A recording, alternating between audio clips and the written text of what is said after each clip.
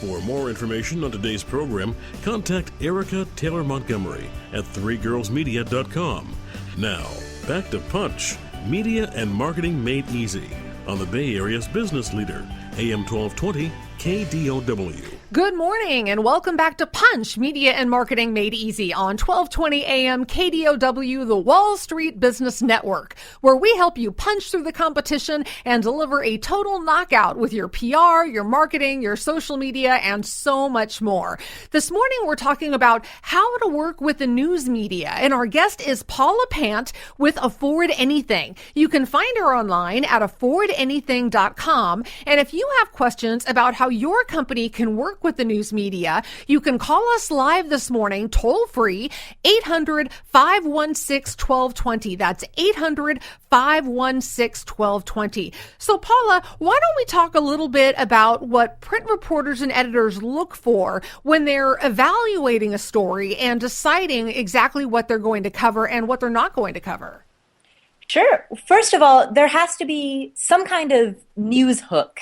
And by that, I mean something that makes the story interesting and or timely. A good rule of thumb is just ask yourself, with whatever you're trying to pitch, ask yourself, hey, what's the big deal? You know, why does this matter? Why should anybody care? And if you can answer that question, then you've got a pretty good chance of getting it covered. Timely things. When I talk about timely things, obviously the first thing that everyone thinks of is seasonal, holidays, holiday trends, Thanksgiving and the holiday season. Reporters get that might work, but reporters get a lot of pitches around those themes. Think a little bit more creatively. What kind of thematic thing can you offer a reporter around, say, students going back to school in the fall? Or graduations in the spring, or Groundhog's Day, or anything timely that's happening, but presidential elections, things like that. So that's one thing that they look for, timeliness. Another is taking a major national or international story and making it local. If there's something big in the news that's happening, here's an example. It doesn't tie in with a business per se, but it could have.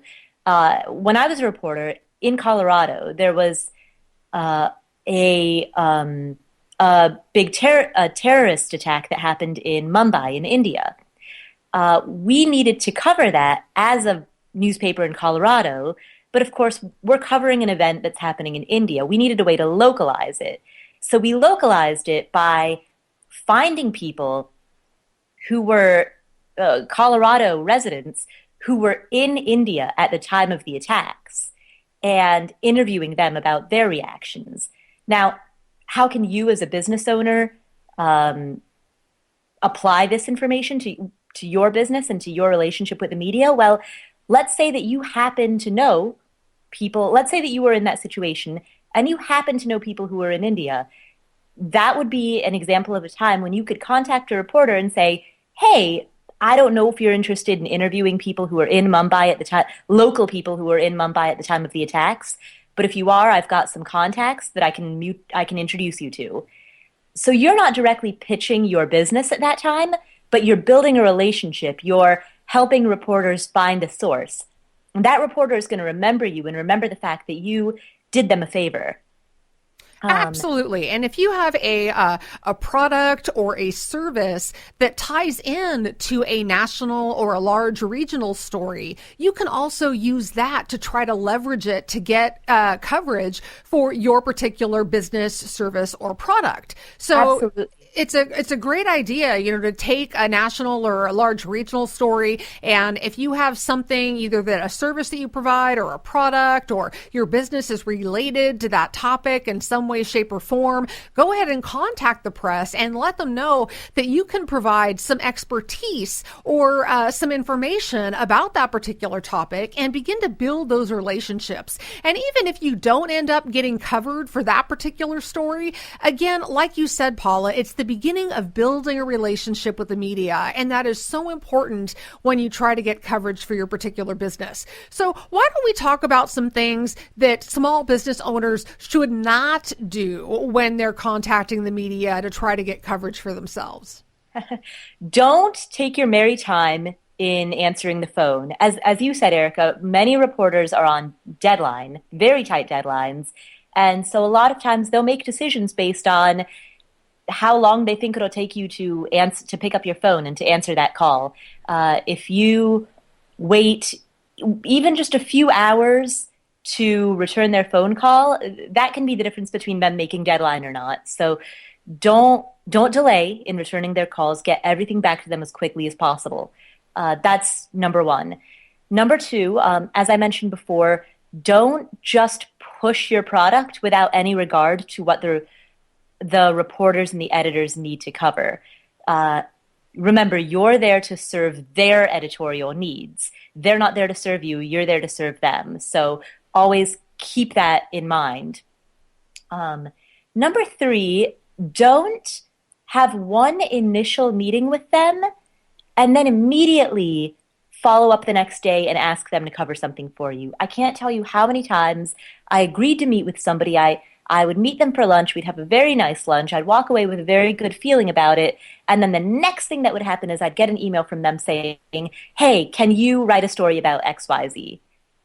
And it sort of, as a reporter, it sort of makes you feel cheap a little bit. It makes you feel used. Here I was thinking that we were developing a nice relationship, and right away they're trying to squeeze the juice out of that.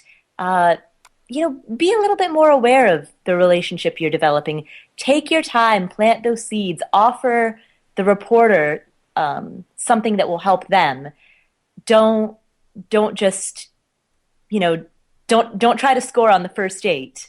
That's a great way to put it. And it really makes you feel used when you're a reporter or editor and somebody does something like that to you. Think about it. If you're a business owner and you meet somebody at a networking event and the very next day they're hitting you up for a discount or a free product or something like that, how's that going to make you feel? It's the same way when you were dealing with the press. You can't just, meet and greet and then, ask for something and expect it right away. It's all about, again, being helpful to the news media and offering them sources, resources, and things that are going to be helpful to them. It's not about you and your business. It is about them. And so keep that in mind. Like Paula said at the beginning of our interview this morning, you have to make it about the media outlet and the reporter, not about you. And that will significantly increase your chances of getting media coverage.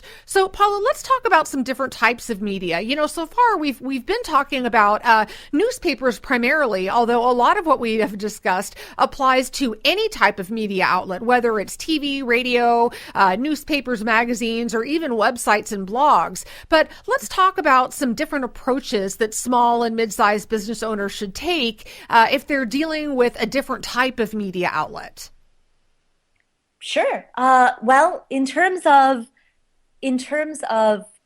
television outlets, you need to think about what's visual about your story.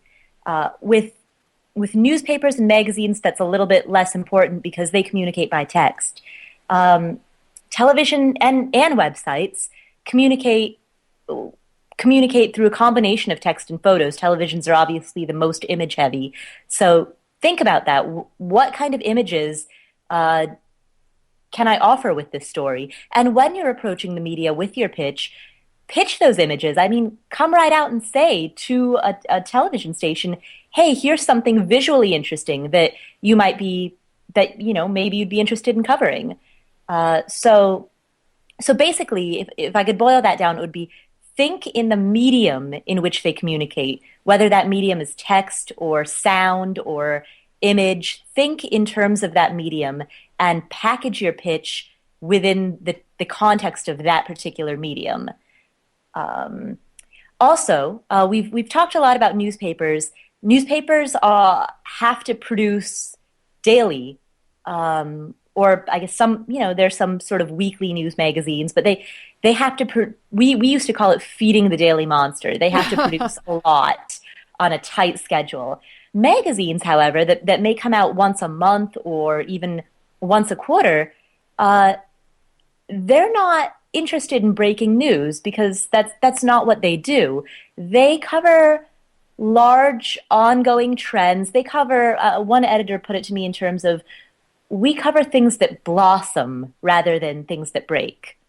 That's a great way to put it. Paula actually is going to have some additional tips for you on how to work with the news media on the Punch Marketing blog. And you can find that online at punchmarketing.biz. Our guest has been Paula Pant with Afford Anything. You can find her online at affordanything.com. And you're listening to Punch Media and Marketing Made Easy on 1220 AM KDOW, the Wall Street Business Network. When we come back from the break, we're going to change topics and talk a little bit about how your company can use online PR. I'm your host, Erica Taylor, and we'll be right back.